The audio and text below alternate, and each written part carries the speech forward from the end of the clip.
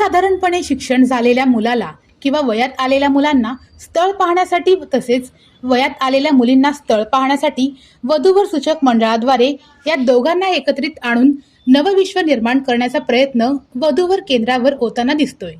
पण हा फोटो पाहून आपणही चकित झाल्याशिवाय राहणार नाही, कारण एक भिकारी चक्क वधूवर केंद्रासमोर उभं राहून केंद्र संचालकांचा मोबाईल नंबर कागदावर नोंद करून घेत असल्याचा छायाचित्र काढताना अनेक विचारांना मार्ग मिळाला।